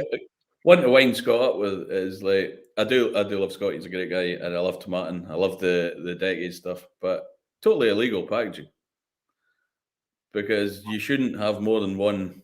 If you have 1 year on a label, you can't infer that you've got older stuff in it or anything else. And the company that did the design for that used to keep sending me, when I worked at Cadenheads, brochures to try and get me to do their design work, because they actually won awards for the design on it. And I was like, "But you've won awards for illegal packaging." They stopped sending me their information after that, but yeah. But great. Tomatin's one of those distilleries. Great product. They make some great whiskey. And it's getting there now. It's getting more recognition that it deserves, but it's always been a great whiskey. They had a fantastic wine range, or French oak, the Rive Salts and the Montbazillac and Sauternes, and around about the same time. I think I've still got them here. So these guys, and Yes. around about the same time, these guys came out with their wine cask trilogy. So I did a kind of side by side, and I said to Scott, I was like, the Tomatin blew the Glenallachie out of the water for me in terms of taste, but the Glenallachie sold out pretty much overnight. We've still got some Tomatin left, and it's a shame. You feel for the guys. It's great in the fact that we still got it. We can showcase it. We can talk about it. But yeah, you kind of think, why isn't it selling? It's because people think they see the name and they think, I've got to have it. It's one of these FOMO. Yeah. Maybe if they put a capital letter in the middle of Tomatin, they could. Well, you get back in touch with the marketing team and pitch that to them. But no, a big fan of Tomatin. I've had lots of good drams off of Scott over the years. That's one of those distilleries that's on my wish list for a bottling, and that's where we're lucky, because we're only we've done 36 casks or something. Everything we do is new, so it's new to us, so it's exciting. So it's the first time we've done, a Dalyun, or it's the first time we've done a Glen Spey or whatever. So, but Tomatin's one of those ones that's on my radar that I want a cask. Yeah. And it's, I can see why.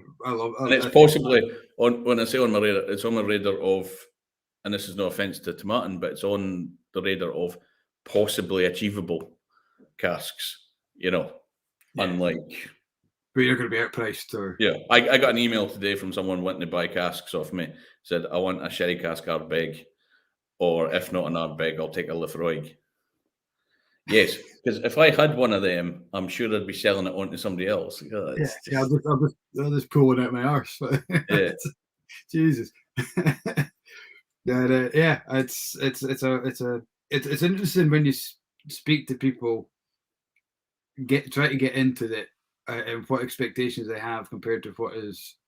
And you must be one of the few new indie bottlers that we know who get samples, because normally getting a sample, if it's worth asking for a sample, generally by the time you get a sample, the cask is gone. Yeah, I mean, we're lucky. We know a lot of people. We know where the bodies are buried, and so we do get samples sent to us. We've bought a couple of casks blind. We bought a Kalila blind because, well, it's Kalila, and it's always going to be good. And if it is bad, then you can sell it as the bad Kalila, and probably it would be a collectible item. And we bought a cask, a blended whiskey blind, because we bought another one of the casks in the range. But we're not in a position to buy blind, really, because it's a lot of money a cask. And if you buy it and go, that's a bit crap, we're not in a position to do that. But we're very lucky. And again, most independent bottlers will say to you, we reject, 90% of all samples that are sent to us. We reject very little of what's sent to us. But that's probably because we're getting sent the samples from people who know us and go, well, there's no point in sending them crap. Yeah. Because they'll just reject it. So in a way, our casks are almost pre-selected before it gets to our selection process, because there's no point in sending Kate and Mark that, because it's not going to fly. I think of all the samples we've been sent, I think there's been 2 that we've rejected because they were crap. There's been others, as I said earlier, that we've rejected because we don't have enough money to buy everything. We've got to pick and choose. But yeah, it makes a big difference. We're possibly a little bit closer to the source than a lot of maybe new independent bottlers are. We've been lucky. We've bought from 8, 9 different sources so far. So we're not eggs all in one basket, if that makes sense. But we have been lucky with the samples, because it's just too big an outlay. And you're not buying these casks on credit, are you? These are no. You've got to pay. That's one of the things, you've got to pay for everything up front. Yeah. There was one broker said to me, I was like, "Oh, can you get me samples?" And they're like, "No, but if you buy the cask and you don't like it, we'll buy it back for the same price." It's like, yeah. Okay. Fair enough, I suppose. It is fair enough, but this is the thing that people don't. But the problem is, there's a lot of people selling casks these days that don't own the casks. Yeah. Like, I'll load my hands up and say I do a bit of work with a company called Cask Trade in London. When I say I do a bit of work, I send out their cask list on an email, and if people buy it, then I get commission. But I'm very open about the fact that it's Cask Trade's casks. That's their list. I send it out with their letterhead on it and everything. And one of the good things I like about Cask Trade is they actually own every cask that they're selling, and you can get samples occasionally from them as well. Whereas there's lots of people are making on that they're big whiskey barons and selling. They've got a huge list of casks, and they actually own nothing. They're just brokering on stuff that if you ask for a sample and they say no because they don't own it. And I've been offered the same cask by 5 different people at 5 different prices. Because I'm a geek, every time I get sent a cask offer, I put it in a spreadsheet, like all the details, and I can see, like, no, I've had people try to sell me the Cask Trade casks back to me at 2, 3, 4 grand more than I'm trying to sell it to them. It's you kind of, we kind of touched on that whole investment thing and stuff. That must have an impact on the price of cask. People are now buying. They see whiskey as an investment. I'm going to buy a cask, and 10 years down the line, I'm going to make X amount of grand on that cask. It just doesn't happen. That you hear so many stories of brokers selling your casks that don't exist, and then when it comes down to 10 years down the line, the paper trail's gone. You've got no proof of your cask. And what people don't realise is they generally don't own the cask. Yeah. Like we're all set up. We've got our Wowger. We can hold things under bond in any warehouse in Scotland. But if you don't have a Wowger, you've got to have someone that's holders. In the eyes of HMRC, you don't own the cask. Yeah. So it's tricky.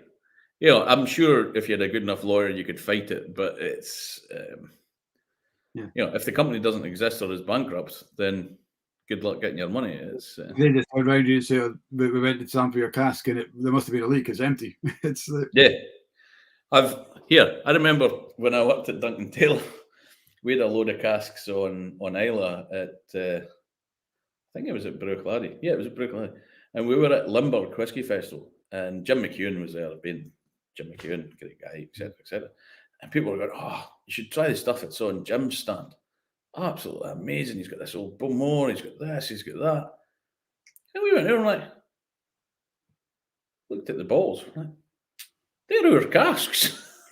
he was sampling our casks at a whiskey festival. Like, come on. I mean, Shandy was not a happy man, I'll tell you. But I can imagine. But it is when it's like, it's a shame. Okay, right. Next day, get all our casks off of Isla. Yeah. Oh man. But hey, I suppose because it's Jim, he got away with it.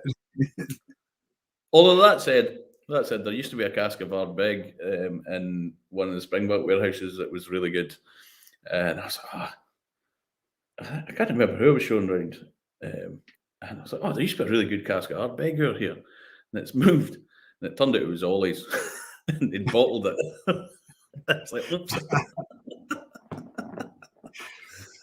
Yeah. So swings and roundabouts, absurd. It's great. I mean, getting these stories is fantastic. What I like about having a Blether with guys like yourself, the experience you've got in these stories, especially when we get a couple of drams in, it's insane.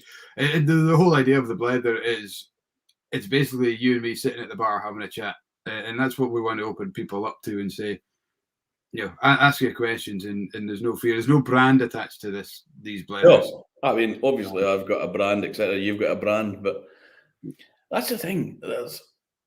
Again, that's been nice with the companies I work for, and now being on my own, being able to be open and say what you think.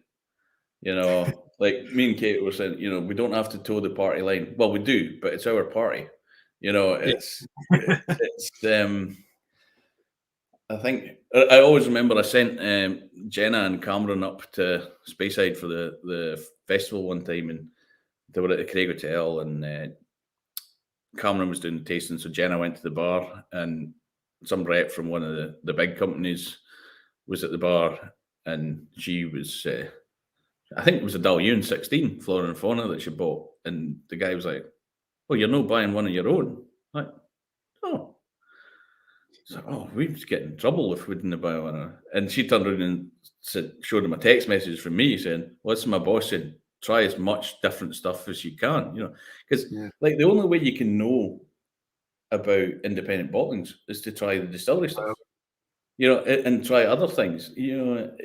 I always remember back in the day when I was at the Scottish Mile Whiskey Society, and that wasn't yesterday, with a 12-year-old bourbon cask, slightly peated Macallan. And everybody was like, "Oh, that's amazing." I was like, "It is amazing." It was amazing. I was like, you need to make sure and tell your customers that 24 point whatever it was is not a standard Macallan, because if they buy that thinking they're buying a Macallan, they're not going to do it. And a lot of the folk that were there were like, "Oh, well, we've never actually tried any whiskies other than the society stuff." So they didn't know why it was different. I mean, there was a lot of people there that did know the difference, but I always encourage people to drink as much as possible responsibly. Yeah. But you can only know stuff by trying it and trying the different things. Yeah, we had Mickey Plummer up at the shop doing a tasting a couple of weeks ago for the McMyra, and he was staying in Aberdeen, so he kind of put in a post on Facebook afterwards, in Cask Bar, so Cask Bar in Aberdeen, and great whiskey selection. He was sitting there having a dram, so I says, "What McMyra did you go for?" And his reply was, "I'm not fucking paying for my own whiskey."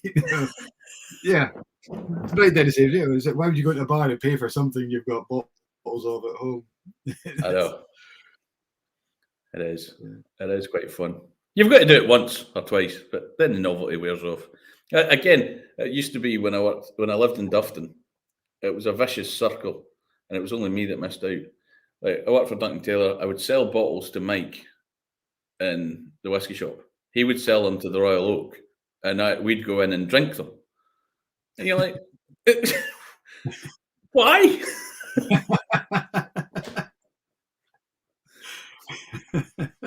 Yeah. I suppose it's the turnover improves, but the profit doesn't really. It's a strange Ponzi scheme, that's for sure. One of those pyramid schemes where the money is meant to always accumulate, but doesn't quite get there. Yeah. Although the other day I did see some of our bottles that came back and said our bottles don't make much money at auction. I did see some of our bottles at auction that was that cheap that I thought I could buy this and resell it and make money.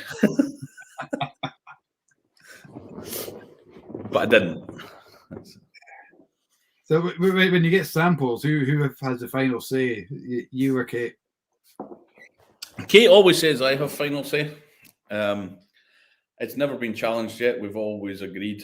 But I would like to think I wouldn't pick something that if Kate thought strongly about it, that she didn't like it, then we wouldn't bottle it. But I would like to think that I wouldn't like something that she didn't like. There are things that you prefer, like your style, your sense of taste prefers, but would hopefully not be bottling anything that's bad, if that makes sense. Yeah. So Kate always says I get the final say, and she has the final say of everything else, but it's yet to be challenged. And I imagine if Kate said no, then it would be a no. But she hasn't used the please yourself. Yeah. Oh well, it's up to you. That'll be a no then. But no, it's good, and it's good having Kate on board. Obviously, when we first started the company, obviously Kate was pregnant with Joe. Weren't 100% sure how much she would want to be involved once it all kicked off. But it's really we've kind of divided tasks fairly evenly. We've kind of found our own things. Kate's much better at dealing with people than I am. She's much better at doing all the organising and things. I'm much better at the finances and stuff, which is hilarious because when it comes to our house, our house money, I have no idea. I don't even know login details to our bank account, but I'm always chasing her for receipts for work. So it's worked out well, and the work-life balance is good. If we have to send emails at 10 o'clock at night or whatever, that's fine, because the only reason we're doing that is because it was a sunny day and we don't need to go into work. So it's working really, really well. Right. I hadn't planned to do it or whatever, but so far so good. I wouldn't change it. Certainly wouldn't. Yeah, I'm tough to hear that.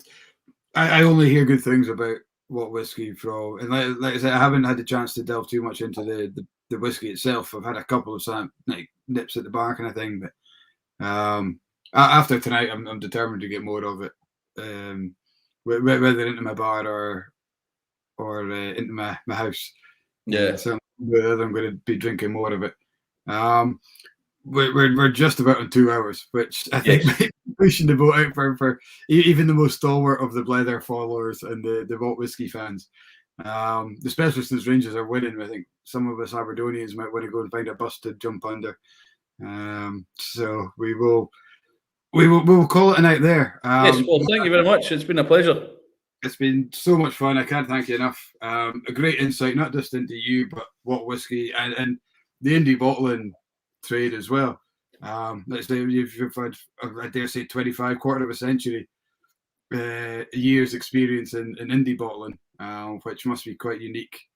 Yeah, it didn't make me feel old. It's 23 years it's been, actually, but Jesus. Oh, well, you've got a couple of years to go before you hit the quarter century. Yeah.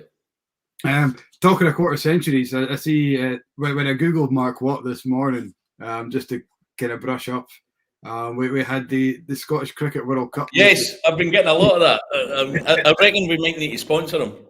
Yeah, I think so. So you were number 2 on the Mark Watt list on Google. I'm gonna have to get rid of him. Sorry? I'm gonna have to get rid of him. I'm no happy being number 2 in the Mark Watt Google listing. I assume it's only because the Cricket World Cup's on, and we won. I quick checked today, so we've won 3 out of 3 so far. So we're trending pretty well. I've always been a huge fan of cricket, to be honest. There you go. That's the tagline for your sponsorship. Yeah. So brilliant. Anyway, it's been a pleasure. Thanks for having me on.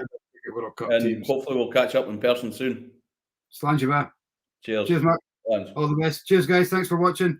And we'll hopefully catch you next week. Good chat, lads, but we don't miss Russell. Thanks, David. We'll sign off on that one.